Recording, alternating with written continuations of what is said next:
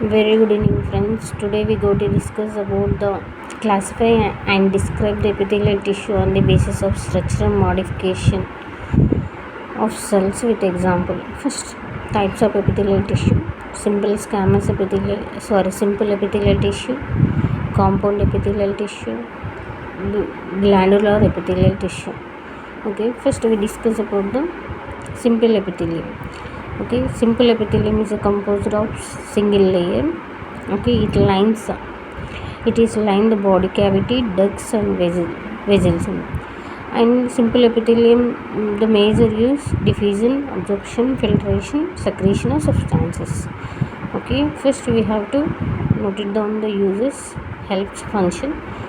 Diffusion first, absorption, filtration, secretion of substances. Okay, it divides into three types on the basis of shape of the cell. So first, simple squamous epithelial tissue. This simple squamous epithelial tissue is the single layer and flat like structure like this. ఇలా ఉంటుంది అన్నమాట దీని structure గుర్తుపెట్టుకోండి. Flat like cell with central oval nucleus. Oval means ఇలా egg shape nucleus అనేది ఉంటుంది. ఎక్కడ ఇది కనిపిస్తుంది అంటే మనకు endothelium of blood vessels and peritoneum, mesodermal layer, pleura, lungs cover అయి ఉండే లేయర్, పెరికార్డియం, హార్ట్ కవర్ అయి ఉండే middle layer and mesothelium of walls of Bowman's capsule, lining of nephron, lining of alveoli of lungs. Next, simple cuboidal epithelium.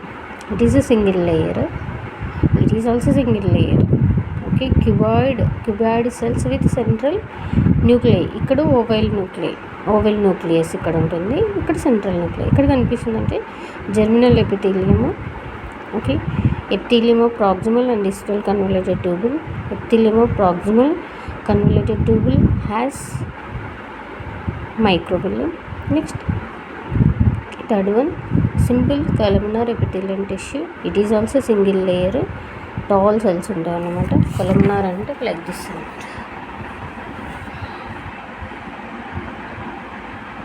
Okay, simple columnar epithelial టిష్యూలో మళ్ళీ మనకి ఎన్ని types ఉన్నాయి? 2 types ఉన్నాయి. ఇది main use చూద్దాము. Tall cells with nucleus at the base means ఈ కింద సైడ్ అనమాట.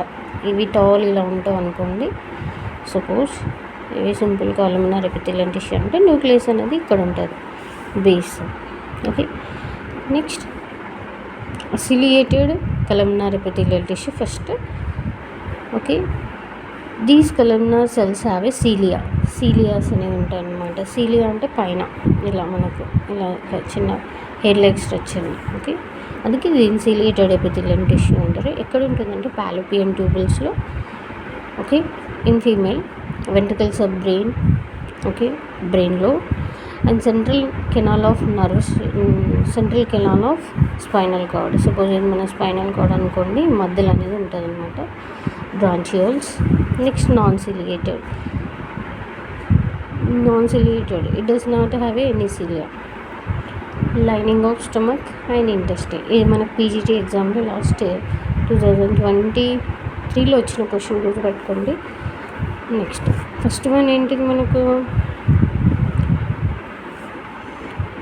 Simple epithelium. నెక్స్ట్ ఏంటిది compound epithelium. More than 1 layer. మన సింపుల్లో only single layer, it is a single layer, అన్నీ సింగిల్ లేయర్ ఉన్నాయి. బట్ ఇక్కడ మోర్ దెన్ 1 లేయర్ అనమాట. అది గుర్తుపెట్టుకోండి. The main function is protection against the chemical and mechanical stress అనమాట. Okay, first one stratified keratinized squamous epithelium. Keratin ఉంటుంది కాబట్టి stratified keratinized squamous epithelium tissue అని చెప్పిండు. It covered the dry surface of the skin, అంటే మన skin పైన. Non కెరటినైజ్డ్ అంటే keratin అనేది ఆప్షన్ ఉంటుంది. It covers the wet surface అంటే buccal cavity, pharynx, oesophagus, vagina. ఇది ఆల్వేస్ వెట్ కండిషన్ ఉంటుంది కాబట్టి అక్కడ ఎలాంటి కెరటినైజ్ అనేది ఉంటుంది అనమాట. నెక్స్ట్ ఏంటిది cuboidal epithelium. Stratified cuboidal epithelium అనమాట. It forms the lining of the ducts of sweat glands and pancreas. ఇది గుర్తుపెట్టుకోండి. Next transition epithelial tissue. ఇది ఎక్కడ ఉంటుందంటే ట్రాన్సిషన్ ఎపిథీలియల్ టిష్యూ ఎక్కడ ఉందంటే యూరినరీ బ్లాడర్లో ఉంటుంది.